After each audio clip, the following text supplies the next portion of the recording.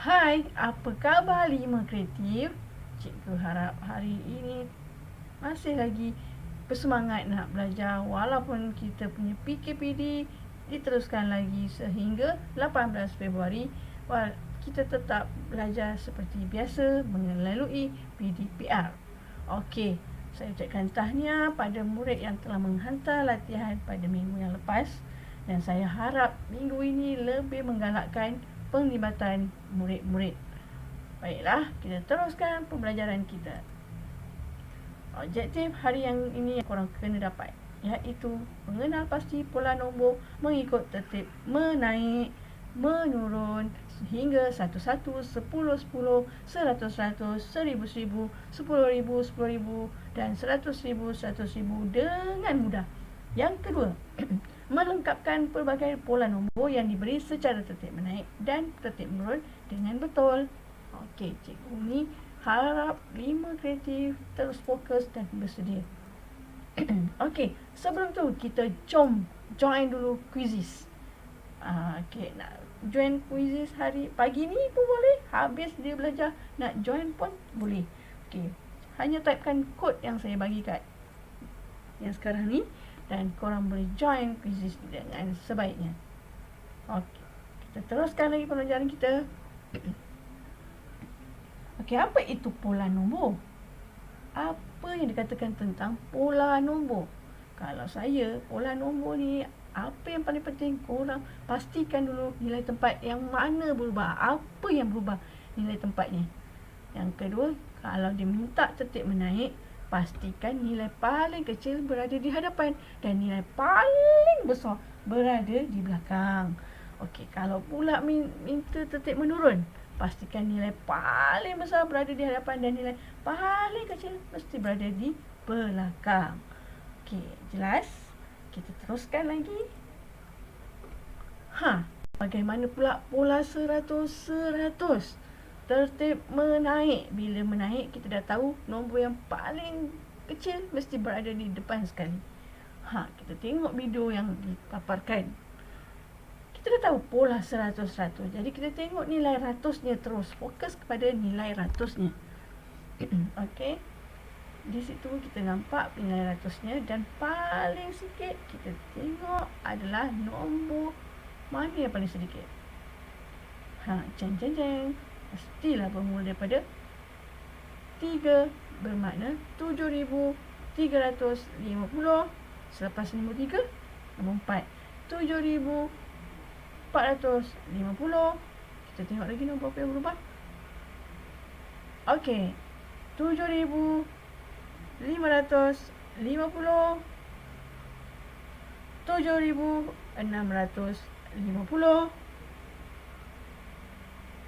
7,750, 7,850, 7,950 dan 8,050. Okey, jelas? Okey, ini adalah tertib menaik bagi pola 100-100. Okey, kita teruskan lagi. Pola 10,000, 10,000. Tertib menurun. Okey, bila menurun kita dah tahu nombor yang paling besar mesti berada di depan. Kita tengok nombor yang ada. Agak-agak mana nombor yang paling besar? Ya, yang lain semua 10,000, tiba-tiba ada satu nombor 100,000. Terus buat, itu adalah nombor paling besar. Terus salin. 100,450. Okey. Dan kedua besar. Kita tengok. Kita tengok nilai pada sar. Itu bukan turutan. Kalau tengok pada sar bukan turutan. Kalau tengok pada puluh, 555 bukan turutan. Kalau kita tengok nilai ratus, 8, 5, 9, 3, 7, 6. Tak ada turutan juga.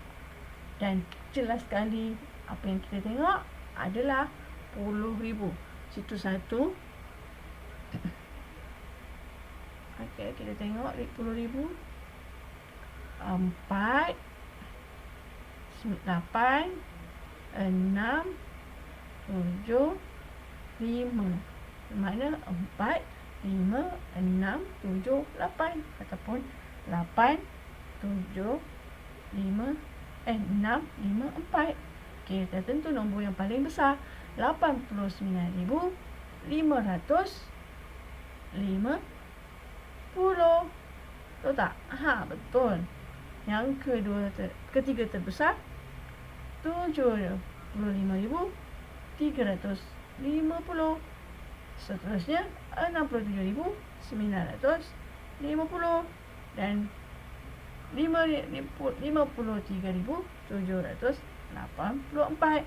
Akhir sekali 41,851. Yes, itu adalah jawapan yang tepat. Seterusnya, dalam topik ini kita belajar juga satu kemahiran, iaitu nombor perdana. Di akhir pembelajaran, murid dapat mengenal pasti nombor perdana dalam lingkungan 100. Okay, saya nak korang fokus apa tentang nombor perdana, sebab nombor perdana ni akan awak belajar pada tahun 6 juga, dan masa tahun 6 awak akan lebih mahir. Okay, pada hari ini darjah 5 pun dah belajar nombor perdana. Okay, kita tengok apa yang dikatakan nombor perdana. Apa itu nombor perdana? Jom kita baca sama-sama. Nombor perdana adalah nombor bulat yang hanya boleh dibahagikan dengan dirinya sendiri dan nombor 1. Oleh itu, nombor perdana mempunyai hanya 2 pembahagi, nombor sendiri dan nombor 1. Okay, jelas tak? Contoh, nombor 65. 65 boleh dibahagi dengan 5. Itu dah jelas mengatakan itu bukan nombor perdana, sebab nombor perdana hanya boleh dibahagi dengan dirinya sendiri ataupun nombor 1. Kemudian dia mempunyai baki, itu juga adalah salah satu menunjukkan bukan nombor perdana. Okey, 65 bukan nombor perdana. Okey, seterusnya. Okey, kita tengok 83. Agak-agaknya 83 ni adakah nombor perdana? Kita tengok. Nombornya berakhir nombor ganjil dan tidak boleh dibahagi dengan nombor lain. Ia menunjuk kalau boleh bahagi nombor lain pun dia mempunyai baki. Ia adalah nombor perdana. Untuk selesaikannya hanya boleh bahagi dengan dirinya sendiri atau nombor 1 saja. Okey, cuba awak sendiri buat 83 dibahagikan dengan 3. Boleh tak selesaikan? Kalau tak boleh, itu adalah nombor perdana. Itu adalah nombor perdana. Apabila dibahagi 3 tak boleh juga selesaikan, tetap juga mempunyai baki, itu adalah nombor perdana. Okey. Nombor perdana. Okey, kat sini saya nak ulang balik, nak nyatakan balik supaya jelas, yang jelas-jelasnya. Nombor yang berakhir, ni adalah nombor perdana hingga 100, okey. Nombor yang berakhir dengan nombor genap dan 5 bukan nombor perdana, kecuali nombor 2 dan 5. Okey. Contohnya 16. Akhirnya adalah 6. Itu adalah nombor genap. Awak dah belajarkan nombor genap masa darjah 4. Nombor genap bila dibahagi 2, dia tidak mempunyai baki.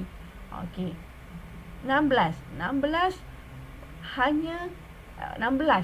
boleh menggunakan bahagi sifil lain, iaitu 4 darab 4, 16. Jadi 16 bukannya nombor perdana. Okey. Kalau contohnya 25 boleh bahagi 5, bukannya diri dia sahaja. Bermakna itu bukannya nombor perdana. Dan apa pun nombor yang ada 5 kecuali nombor 5, itu adalah bukan nombor perdana. Okey, jelas kat situ? Macam mana, apa yang dikatakan nombor perdana yang betul? Okey, yang sebenar, yang jelas. Okey, nombor yang berakhir dengan nombor ganjil. Nombor ganjil yang belakang dia adalah 1, 3, 7 dan 9. Tapi okey, nombor ganjil yang belakang dia 1, 3, 7, 9. Itu adalah nombor perdana. Tetapi kecuali lagi sekali saya jelaskan, apabila nombor tu dibahagikan dengan 3, tiada baki, itu adalah nombor perdana. Bermakna dia boleh juga bahagi dengan nombor lain selain nombor 3. Contoh 81, 1 tu di akhirnya, belakangnya. Tapi 81 tu berada di sifir 9. Bermakna 9 darab 9 bersamaan dengan 81. Ada nombor lain, itu adalah bukan nombor perdana. Okay, jelas? 21, 7 darab 3, boleh darab 3 sama dengan 21, pun bukan juga nombor perdana. Okey, contoh 87. Okey, 87 bila kita bahagikan dengan 3 ataupun 2 ataupun 4 ataupun 5, tetap tak boleh nak selesaikan. Hanya dengan dirinya sendiri saja boleh selesaikan. Itu yang dikatakan nombor perdana. Okay, kita tengok seterusnya. Okay, saya harap berjaya mencari nombor perdana. Kita tengok. Okey, sebelum tu saya nak tunjukkan satu. Okey,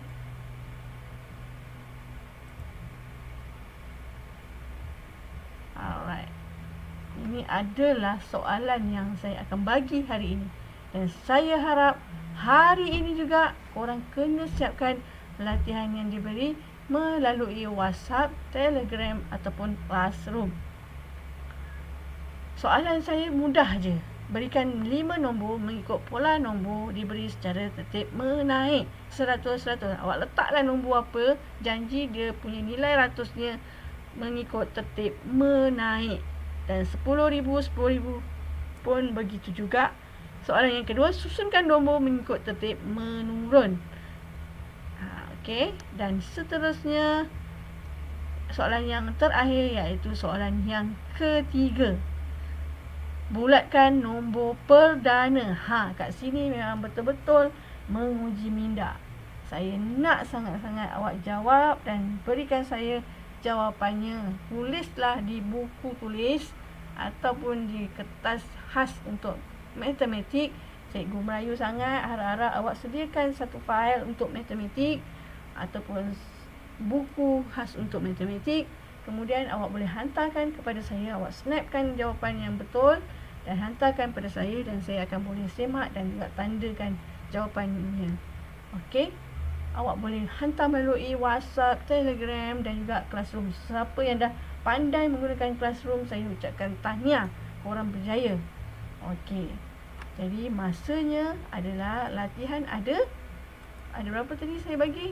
Okey, ada 1, 2 dan 3. Saya harap 5 kreatif dapat menjawab dengan sebaik-baiknya, dan saya akan berikan juga video tentang pengajaran nombor perdana. Okey, dan akhir sekali saya harap dan mohon sangat masuklah di Google Classroom yang saya telah bina untuk 5 kreatif. Kat situ kita boleh berbincang, kita boleh beri soalan, dan di situ juga ada nota dan juga video dan sebarang kuis saya boleh bagi di situ, dan kita boleh bertemu di Google Classroom pada bila-bila masa, pada tempat di mana-mana awak berada. Hanya join Classroom sahaja, masuk dalam The5KPM menggunakan email The5KPM dan juga password 1234 LIS BCD. Mudah sahaja masuk ke Google Classroom, berada di The5KPM. Itu saya ucapkan terima kasih. Assalamualaikum.